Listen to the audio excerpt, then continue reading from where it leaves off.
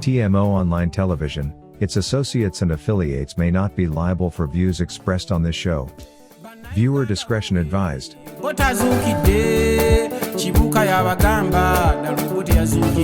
Mbaniriza mwenna abawagira TMO Online Television, yenze Ssaalongo Kanka Kapita natuddeyo dda ne mutabani wa Moli n'amatovu mirundi okubatuusaako ekitundu kyaffe ekya Political Dose 2022. Ku programu ya leero saagala osubwe kuliko akatambi k'aba Mafia muzeeyi kampadde bwe tumala okwogeramu ebitonotono ate owulire M.i.S.O kyesobodde okuleetera nga sinnaba kugenda mubiri kansooke nkujjukizeeko. Mbakubiriza nti mwenna abaali agadde okutambula mukozese kampuni ya Juba Royal Travel ebateekereteekere ebitambuliiso oba travel documents. Bajja kuba bakuguza visas Ssaako n'okuba nga bakufunira air tickets ezisinga okubeera ez'emiwendo emirungi ku kinyonyi yonna gy'oyagala okuba nga otambulirako. Bakukolera ku work permit gwali South Sudan n'okola mu Uganda mu mateeka, ate gwali mu Uganda basobola okukolera ku work permit mu mbeera y'emu n'okola South Sudan. South Sudan ijja kuba basanga ku Crown Hotel opposite reception. Wano mu Uganda basangibwa ku Park Royal Building oludda lw'ekyengulu, naddala mu abamanyi restaurant y'Abaguma. Ekizimbe ekiri eky'emmanga wa restaurant eyo bakiyita Park Royal. Mulyango mwennyini mw'otunudde mwe musangibwa Juba Royal Travel. Aba honeymoon mwate muli banjawulo nnyo nga mukyali eyo mu byammwe babateekerateekera honeymoon mu nsi yonna muwali agadde okugenda okukolera honeymoon yo at the comfort of your home. Oba kusitula kutwala gye bakugambye nga buli kimu kiteeketeeke. Kampuni ya Juba Royal Travel agisinga sinnamumanya. Maama Mukisa owe mu Kisaasi Kulambiro mu Kasaana zone yeyo kajayina branch. Maama Mukisa akugamba ajjanjaba endwadde yonna gy'omanyi ng'ekwatagana ku maaso nga yeeyamba eddagala lya habo. Eddagala literongerwamu bintuntu bya kizungu bikalakala, ajja kujjanjaba amaaso nammwe abayina abaana abalwadde ba hydrocephalus naddala ng'omwana atanasukka mwaka gumu mugende mulabe Maama Mukisa. Anaaza buli lwakusatu ekyogo abanoonya okutebenkeza n'okutereeza emikisa gyammwe mwogerezeganye ne Maama Mukisa. Wepangire kunze yemasidira gwe singa nkukwata kugwe kajiji bamutwagwa n'engwasi. Where do you get the audacity that I can sit in a meeting and disown my tapes? If they are fake, why are you complaining? Singa nkukwata kugwe kalenzi gwe wakajiji bali omukyere nekwata kugwe katabani kakajiji wakajiji bali omukyere. So nkugamba as Kakoza was pointing out, it was not 7 years. When a bill is made, there are deductions, amendments. What is important kyekino nti baagala okuleeta muna amendments endala tobenga amazalidwano onobanga negonda tojja kuba oyo buli wagenda yonna ajja kuwunya. Twamusimbyeko mbwa twali twagala kkoni entuga nti etajja kuswala kati musimbeko olubwabwabwa olutali lwa poliisi bamube adde ekisugu ng'embwe muwangudde nga n'abamuwaga we bali baagabira sente ze twagala embwe mukube f'okuleeta standby generator embwe emala mukuba first round ne bw'anaaleeta buno bugundi bwe obugugu bwe katumba oye kana akalala kana akawunya ebigere bya Bishop simanyi Kabuleta survived an accident because he was drunk. Yasigala banne bafu aba sports yasigala anyo omwe ngofugani gwe ekyamunya accident mbigere bya Bishop yasigala mu chupa twetaka bana ono yabuleta obugugu ono yena yabule obuzunga kutale yaka ono yenyini ya mbutumanyira obufekete ye bwajafuke wa kitalo twakuchenga mushiza twakuchenga twakuleba twakukenga atutte omubeba mutte buyalwali yimu into trap kakati nkugamba nti the 7 years is just a diversion like this thing. This can be deleted on the way or rejected by Parliament. What is important like in this proposal? Cadres. When did you people have cadre courses and the numbers? Bono gugu ate mu bukbe ku mikolo. Bukbe buli wamu. Bembo ase mitwe. Bukbe buduke abwasente. Bakada where? Bujobulesi bwakunganya. Yabukunganya luli nabutera mu Serena.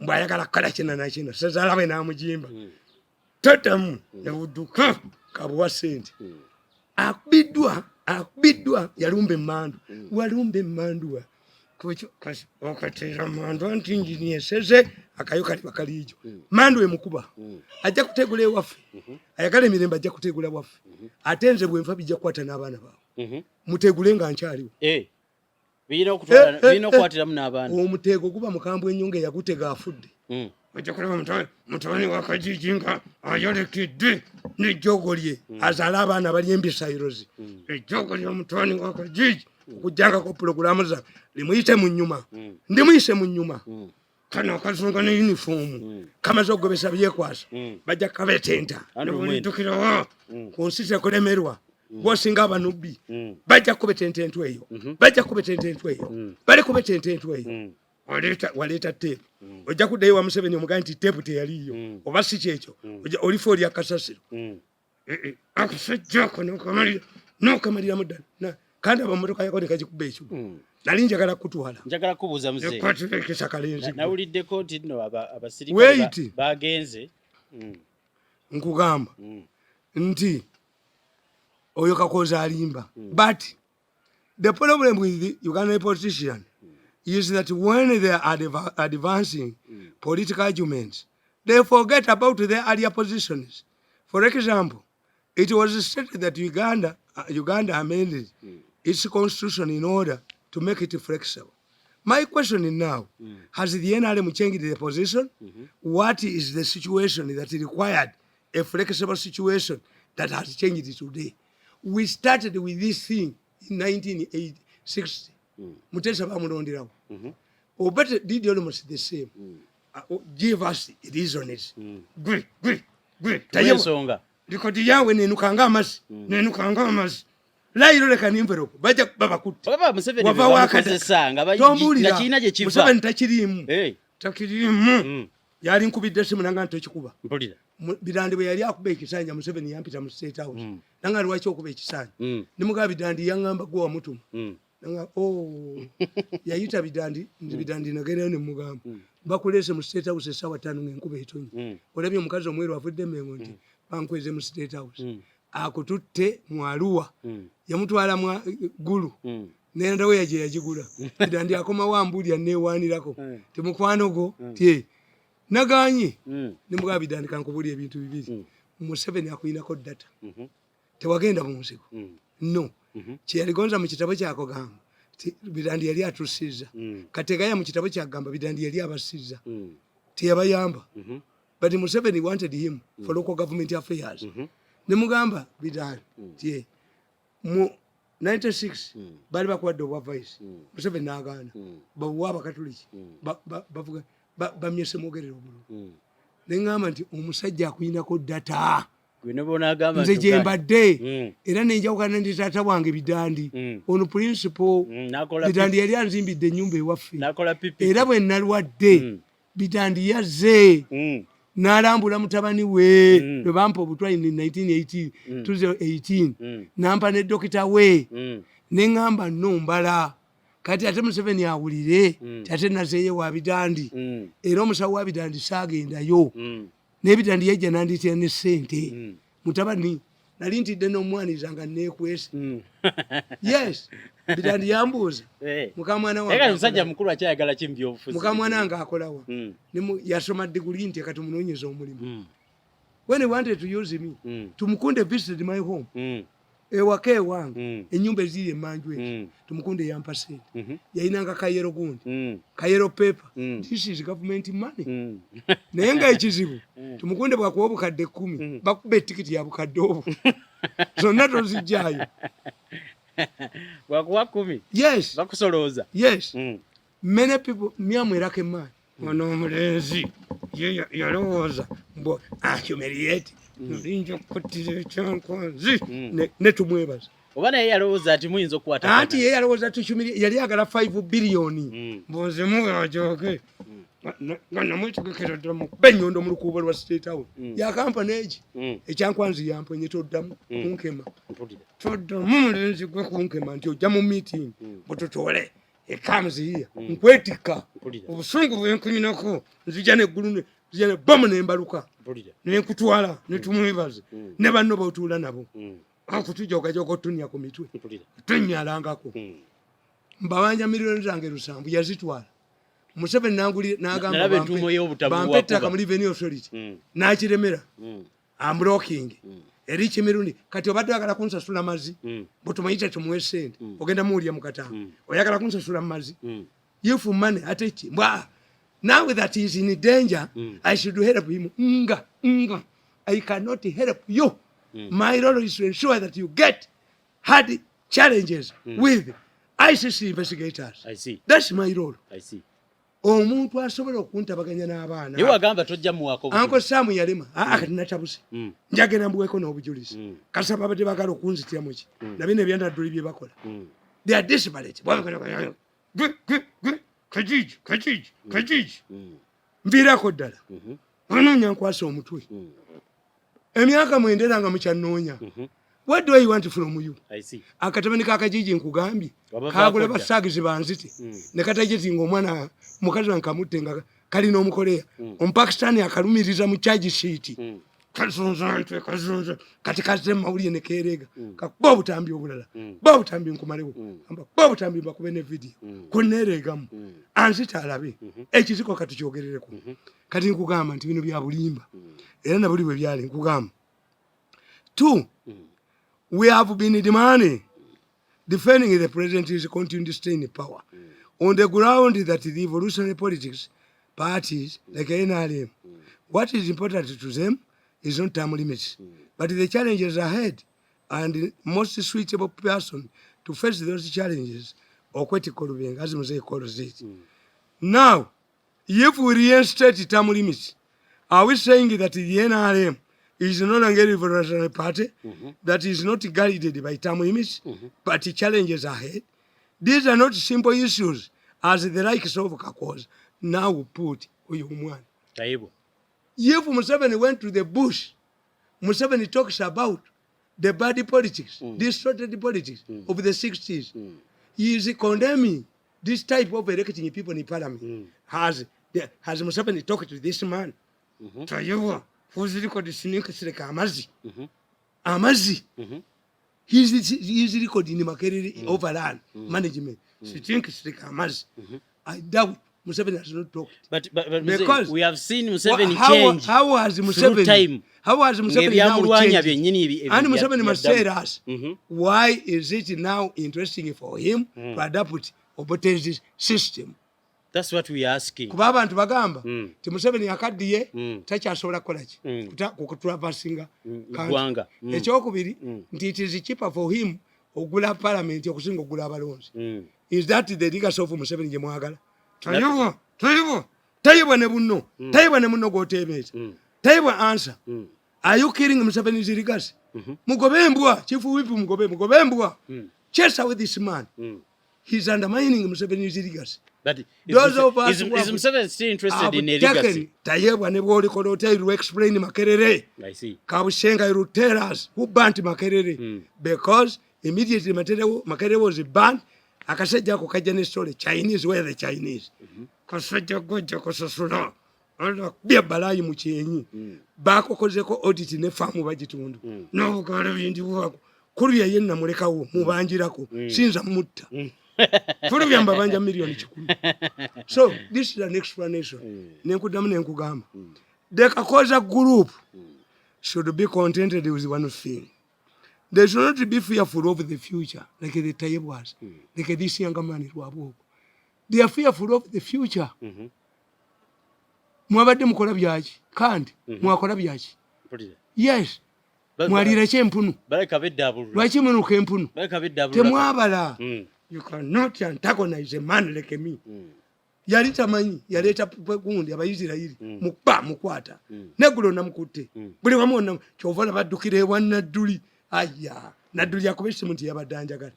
Nadduli akuba essimu kino kitobanise kijja kutta Nadduli. Ekika kituule mugobe ekisajja ekyo kiyinza n'okuba nga sikyana kya Nadduli. Nadduli kyayagala ssente. Ssente zakimyaka gyabaddewo kijja kutta Nadduli kijja mutta. I'm telling you. Naduli is in danger. Must be saved. I see. Kakati nkugamba. Nti. Those who tried to block Daniel Arap Moi fired in Kenya. N'abagala okublokinga Muhoozi bajja kulema. Is clean. Ne bwe munaamuvuma nabagamba nti Baganda batugamba ti omukazi atazaala mwana muwala yagera bazza omwogerezanga muwala we mubi ng'ono mulungi n'amusimiyalinga ne antihiru dust naye basweeters baatunya ne bagamba nti ono yeetaaga kunaaza naye oli mubi ono anuka empunu ono atta abantu ayina obusweraswera abandi tebalabika anuka empunu ono anuka empunu ono tanuka mpunu naye ono anuka empunu kakati nkugamba they should not be fear kugamba nti abalwanyisa Moi paid dear njonjo yamuyamba n'amusiba naye Kenya ejifuga emyaka 24 with brutality because he was fearful. Yakuba bali bagala omwogerako bonna ne mbagamba Uhuru Kenyatta mwamwogerangako mwerayo tuteza obusiru muse anywa omwenge akola ki celebrated general bwali okoze ekimulezi gwe okujjako okutwala amataka abantu enyama n'ennuuni what are your records now ne kadiba ne kawunyira mu yawandika akatabo simanyi fatikat ne kawunya nga temuli idea patriotic group samtamule na makutia wali okoze ekimu nsi muno compared to Muhoozi taibu wali okoze ekimu nsi muno compared to Muhoozi chichi yeye mwana we wakiretera Muhoozi bamukukusa ayiteyo nga teyesimbyewo ono yenyini anuka empunu ngozi tayinza kikola ekyo because he is popular. Are you serious? Yetaka katono nnyo kunaza fa Baganda betu kunaza jeno mulamba Sandpai generator teka tujikuuma tujibamu waya Sandpai generator Bobi Wine ajabba kubirayo abataka Bobi Wine agenda bakuba abataka mwenna Bobi Wine ne Muhoozi wa mwena yamu Bobi Wine tumutesingira kuki naye bamukubya amayumba mugagga muzibu munupu bayina empiso ya gundi nga buli mukazi bamufungula ono Serukenya babadde bamukuba Serukenya muferi yakula kadi Serukenya babadde bamukubye abantu bonna abayingira mu Nuupu bali bwe batyo oyo gondo nazijagala Bobi oyo Besigye takondemize kuki gwe bagulumi Besigye yakona embidde bwekona ne bwogizaamu lumonde bwakona ne bwomuzaamu talinga bali gundi lungu talinga kakata hiro dinga naye bamuyimbirira kasajja kamukuba okukamalaka nti yawunya yakona ayina oya cake yakati wadda taina ideas good Besigye yakati wadda kadi nkugamba anybody who has been united ne bamuna abagula babaga nti wakwata ku nnyoko toyina wokyala anuke empunu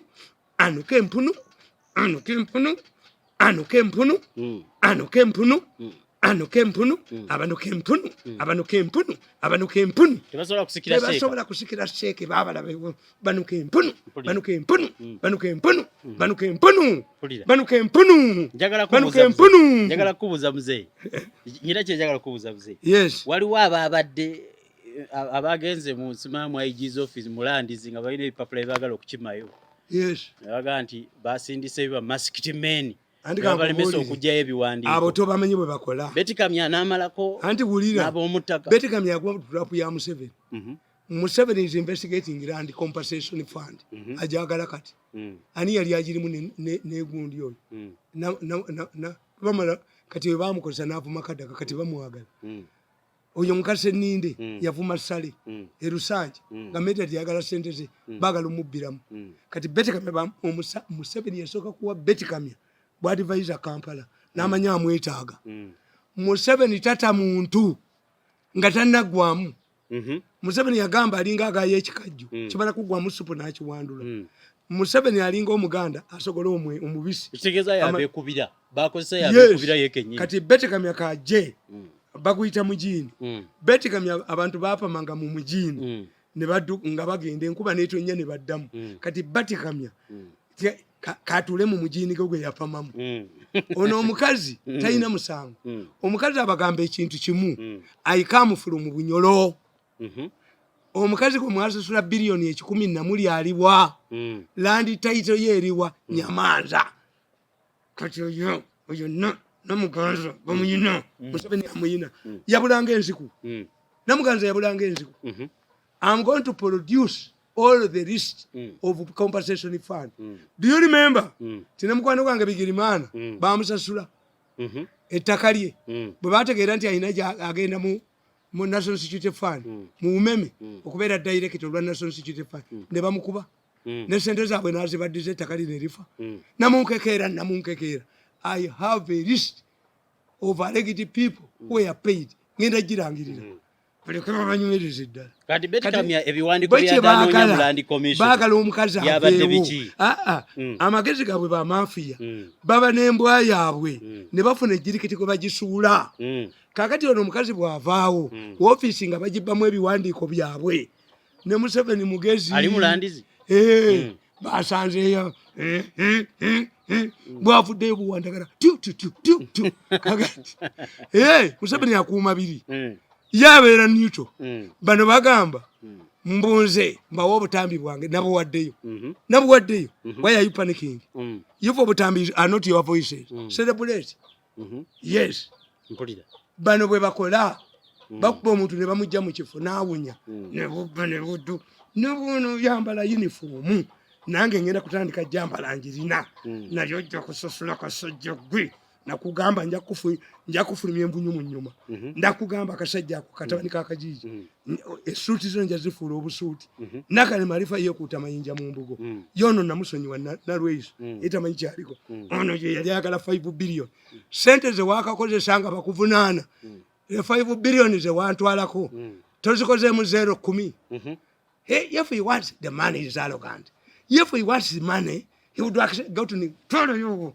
omwana wo twalayo baganda bo me to go to New Vision I can only go to trade my Mercedes Benz abazikulu bange okola ndi New Vision serempuno katabane kakajiji ne kagamba aikani jefu mirundi ejobo mukateeke nalinja kutta nalinja benyo nkwasa omutwe twalayo nyoko mu media center nali nketegese nkasa omutwe am introducing a new staff mu New Vision eyenno deal to etumukonde yaginegotiatinze nabafulumya Amawulire gonde semanyi bwejinga ndi Tamale mirundi appoint mi bujingo gumutwala mu ebyo nti public relations wolanya mi ejeno to become a platoon commander the man I get I work one day mugofuka pia la wolanya I work one day in my shrine the man I get kubankola quality bukadde butano nkwata ababbi nkola kino mulimo gwenjagala sitake kazi ya serikali sitake pesa ya dawa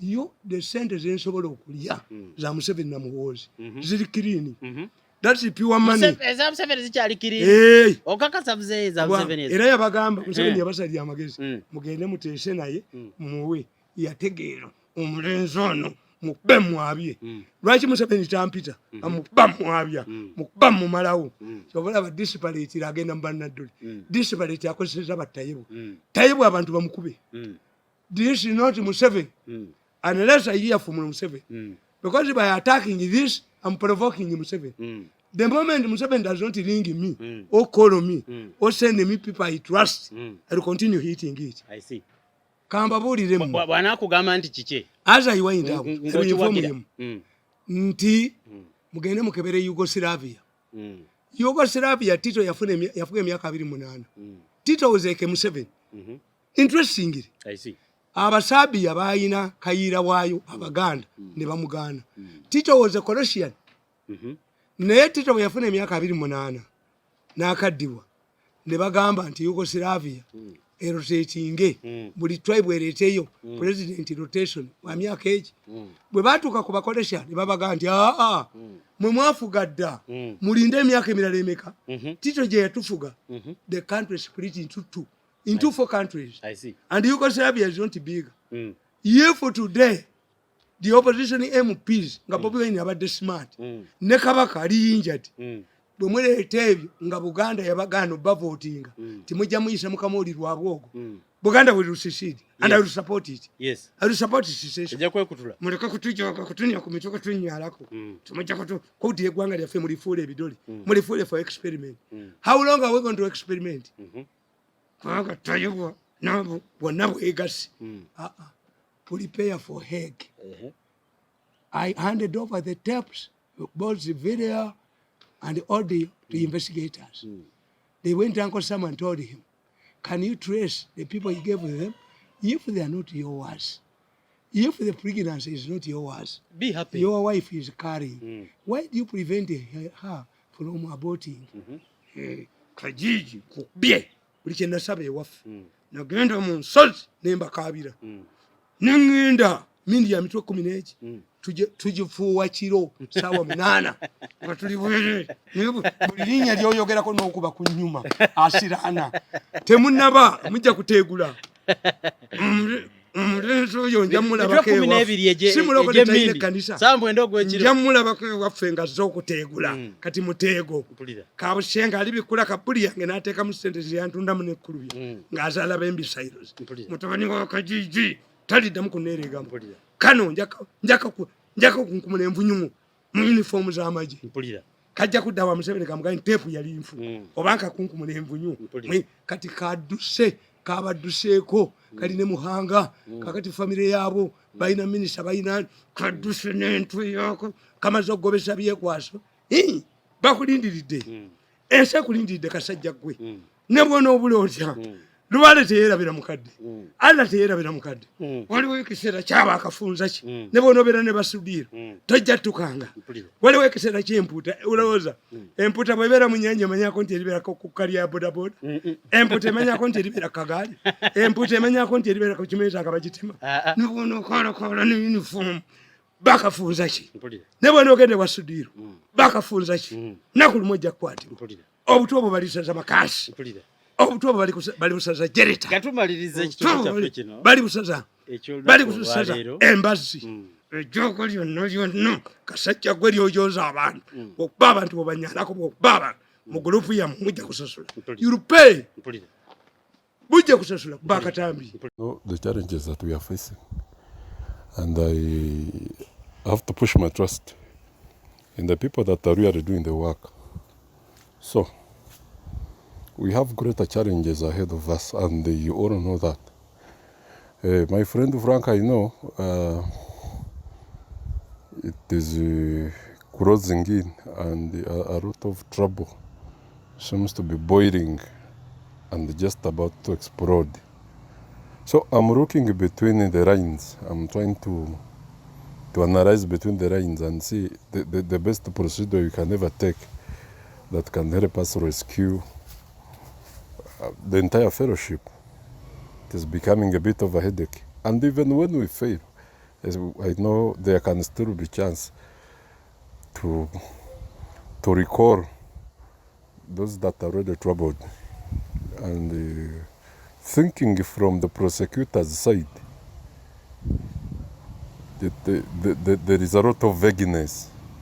Now, looking at the prosecuted side, we need a lot of resources to dilute even the gist of the matter that they really have. So, which means there is a lot of effort, and we are running from the advantageous side.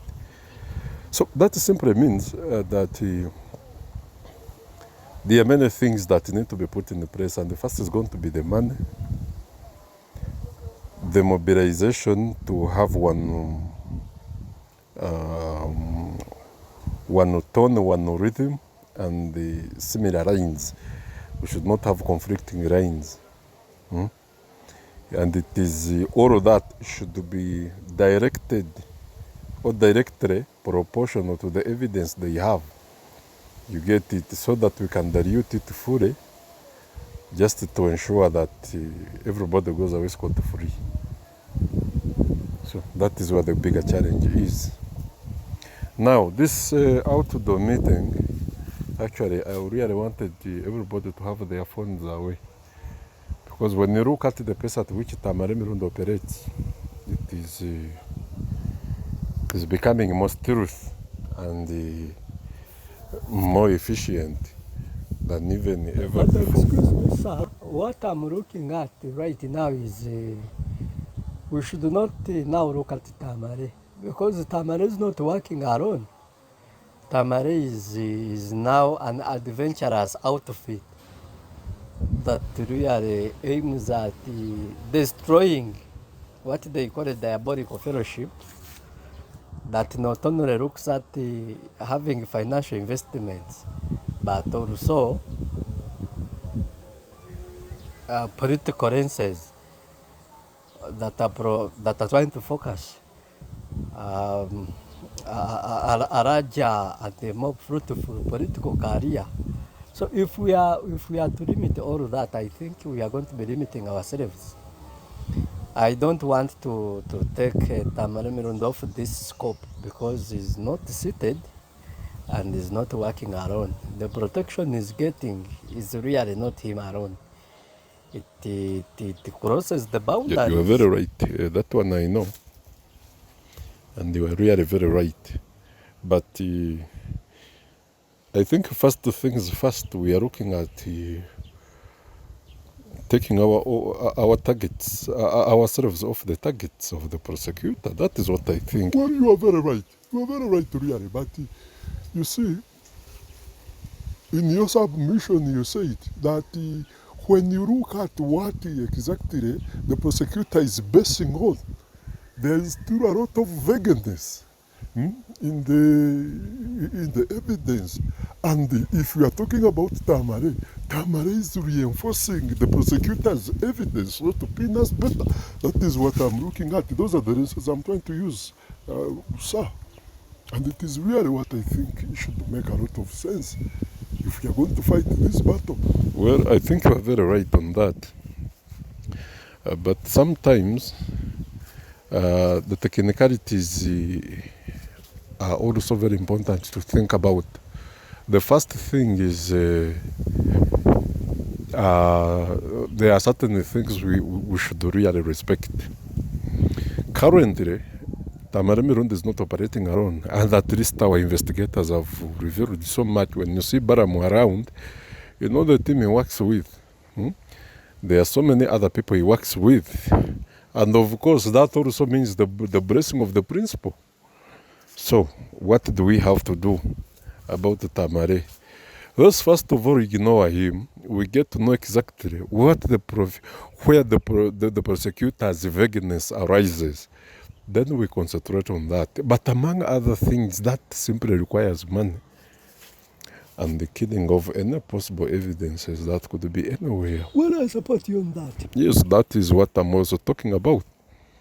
So we should think bigger, and think better. All right. So, can I suggest something? Please do, because we don't have to remain entrapped in the whole thing. So, there was some kind of idea. I think I know a gentleman like Barugahare. Barugahare is a person you can basically talk to, and he understands most of his options are either about political dominance and the money.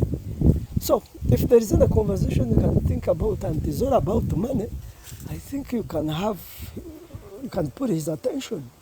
So can't we really use a person like him to see that we can compromise the attitude of Tamale and could it at least to become either docile?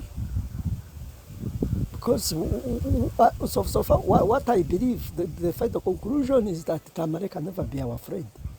That one is clear. But can't we really try to cap him down and cool him off so he can think about also doing some investment elsewhere? Well, that would be a good one. But they already failed the attempts, and we have really tried those tactics long time ago. But even when he gets to know, because there are certain things we discussed and you wake up and you hear recorded tape on the radio or on the YouTube channel. But this guy, he never changes. So currently, Tamale Mirunda actually is blaming us that we have been dangling money as a method to build a bait so we can have him surrender his steps and all that. That has been the normal talk he says of the things. But what I'm looking at really is we never dangled the money. If he was a person very straightforward to tell you that if you give me money, I give up the option, innocent person would get that money and hand it over. But a person who is waiting for your money and the same person is waiting to hammer you even harder, how can you think about giving them the money? So that is where the challenge came from. So you can no longer talk about the money until the money says, at least to send an emissary to people like, I mean, there are several people. Tamale could talk to, and like he would say, that you see, if you give me the money, I will destroy this. But the man who says that you give me the money, but I will not destroy anything, I'll keep my pace. It can only take an insane person to listen to such a thing and actually do it. So that is where my whole problem arose. And that is it. Actually, you are really very right. Any insane person would think that, you see, a man who does not come out straight to tell you that I will never do this until you have done this is a complicated person. Or a person who does not put clear boundaries to a deal. That is a no deal already. And it is it has been happening really. But, and I think that could be Mr. Tamale's shortfall. If he does not elaborate, identify his position, then it becomes a no deal actually. I would personally. So that is where we are. So currently speaking, we failed to have a middle ground. We failed to have a middle ground. So we looked north, south, east and west, and we failed to get a middle ground. I know he's out there complaining and has been sending so many messages to Sam, trying to tell him how we are playing him, how we are doing that. But he's the one playing us actually. He played us for too long. He wants somebody to invest even if it were 10 million shillings. You can't say that you give me that because I'm annoyed. Then after I take that money, I keep my anger. But I will never forgive you. Then what is the reason to give you the 10 million in the first place? Keep your anger, keep your vendetta, and then leave me with the money. I do whatever I want to do with it. As long as your words are not going to kill me, I can use that same money to liberate myself in another way. So that is the whole thing. So simply, I believe Tamale simply failed to clearly identify his zone of operation. No, you cannot have your cake and eat it. You should have to think of a better way out. But it really didn't work out, and whatever blame is casting on us, it should be his problem. His problem right there. So for us, what I'm looking at is how we are going to wrestle and fight for anyone. I know some of you are very worried, but let me tell you, through challenges we become brave. Through bravery we make heroes. I believe everything is humanity. It is the humans in charge of this, and it is the human beings involved. And the way a human being is, we have a common interest, and that is life. And what makes life and makes sense these days is money. But it is all about how you package it and deliver it. So, we can win in this case. I know according to what Tamale normally says, he has other options to lead his life.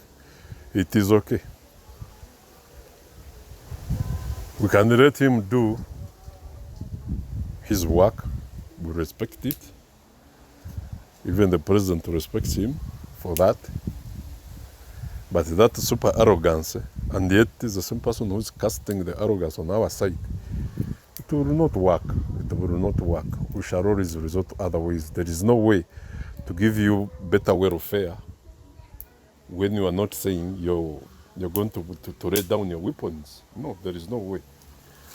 If you say we are sworn enemies and we are fighting, and then you want me to give you more power in terms of weapons, but you are not telling me that we are going to become allies, or that we are not going to sign a pact of non-interference, then what good is it for me to give you the power?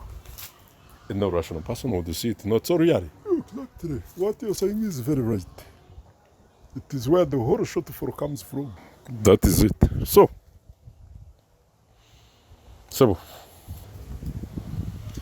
Now, really, for me, when you look at the whole summary, it is